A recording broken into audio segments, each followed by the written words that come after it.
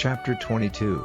If a man takes without right another man's ox or a sheep, and puts it to death or gets a price for it, he is to give 5 oxen for an ox, or 4 sheep for a sheep, in payment. The thief will have to make payment for what he has taken. If he has no money, he himself will have to be exchanged for money, so that payment may be made. If a thief is taken in the act of forcing his way into a house, and his death is caused by a blow, the owner of the house is not responsible for his blood. But if it is after dawn, he will be responsible. If he still has what he had taken, whatever it is, ox or ass or sheep, he is to give twice its value. If a man makes a fire in a field or a vine garden, and lets the fire do damage to another man's field, he is to give of the best produce of his field or his vine garden to make up for it. If there is a fire and the flames get to the thorns at the edge of the field, causing destruction of the cut grain or of the living grain, or of the field, he who made the fire will have to make up for the damage. If a man puts money or goods in the care of his neighbor to keep for him, and it is taken from the man's house, if they get the thief, he will have to make payment of twice the value. If they do not get the thief, let the master of the house come before the judges and take an oath that he has not put his hand on his neighbor's goods.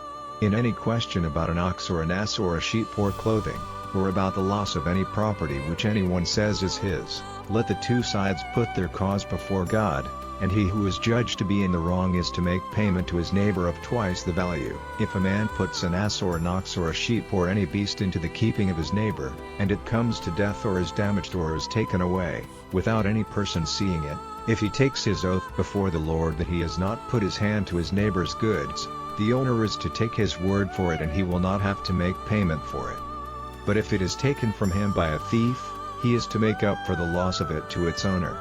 But if it has been damaged by a beast, and he is able to make this clear, he will not have to make payment for what was damaged. If a man gets from his neighbor the use of one of his beasts, and it is damaged or put to death when the owner is not with it, he will certainly have to make payment for the loss. If the owner is with it, he will not have to make payment. If he gave money for the use of it, the loss is covered by the payment. If a man takes a virgin, who has not given her word to another man, and has connection with her, he will have to give a bride price for her to be his wife. If her father will not give her to him on any account, he will have to give the regular payment for virgins. Any woman using unnatural powers or secret arts is to be put to death. Any man who has sex connection with a beast is to be put to death. Complete destruction will come on any man who makes offerings to any other god but the Lord. Do no wrong to a man from a strange country, and do not be hard on him, for you yourselves were living in a strange country, in the land of Egypt. Do no wrong to a widow, or to a child whose father is dead. If you are cruel to them in any way, and their cry comes up to me, I will certainly give ear, and in the heat of my wrath I will put you to death with the sword, so that your wives will be widows and your children without fathers. If you let any of the poor among my people have the use of your money, do not be a hard creditor to him, and do not take interest. If ever you take your neighbor's clothing in exchange for the use of your money, let him have it back before the sun goes down, for it is the only thing he has for covering his skin. What is he to go to sleep in? And when his cry comes up to me, I will give ear, for my mercy is great. You may not say evil of the judges, or put a curse on the ruler of your people. Do not keep back your offerings from the wealth of your grain and your vines. The first of your sons you are to give to me. In the same way with your oxen and your sheep, for 7 days let the young one be with its mother, on the 8th day give it to me. You are to be holy men to me. The flesh of no animal whose death has been caused by the beasts of the field may be used for your food, it is to be given to the dogs. Chapter 23. Do not let a false statement go further. Do not make an agreement with evildoers to be a false witness. Do not be moved to do wrong by the general opinion, or give the support of your words to a wrong decision. But, on the other hand, do not be turned from what is right in order to give support to a poor man's cause. If you come across the ox or the ass of one who is no friend to you wandering from its way, you are to take it back to him. If you see the ass of one who has no love for you bent down to the earth under the weight which is put on it, you are to come to its help, even against your desire. Let no wrong decisions be given in the poor man's cause. Keep yourselves far from any false business. Never let the upright or him who has done no wrong be put to death, for I will make the evildoer responsible for his sin. Take no rewards in a cause, For rewards make blind those who have eyes to see, and make the decisions of the upright false. Do not be hard on the man from a strange country who is living among you, for you have had experience of the feelings of one who is far from the land of his birth, because you yourselves were living in Egypt, in a strange land. For 6 years put seed into your fields and get in the increase, but in the 7th year let the land have a rest and be unplanted, so that the poor may have food from it, and let the beasts of the field take the rest. Do the same with your vine gardens and your olive trees. For 6 days do your work, and on the 7th day keep the Sabbath, so that your ox and your ass may have rest, together with the son of your servant and the man from a strange land living among you. Take note of all these things which I have said to you, and let not the names of other gods come into your minds or from your lips. 3 times in the year you are to keep a feast to me. You are to keep the feast of unleavened bread. For 7 days let your bread be without leaven, as I gave you orders, at the regular time in the month Abib, for in it you came out of Egypt. And let no one come before me without an offering, and the feast of the grain cutting, the first fruits of your planted fields, and the feast at the start of the year, when you have gotten all the fruit from your fields. 3 times in the year let all your males come before the Lord God. Do not give the blood of my offering with leavened bread, and do not let the fat of my feast be kept all night till the morning. The best of the first fruits of your land are to be taken into the house of the Lord your God. The young goat is not to be cooked in its mother's milk. See, I am sending an angel before you, to keep you on your way and to be your guide into the place which I have made ready for you. Give attention to him and give ear to his voice. Do not go against him, for your wrongdoing will not be overlooked by him, because my name is in him. But if you truly give ear to his voice, and do whatever I say, then I will be against those who are against you, fighting those who are fighting you.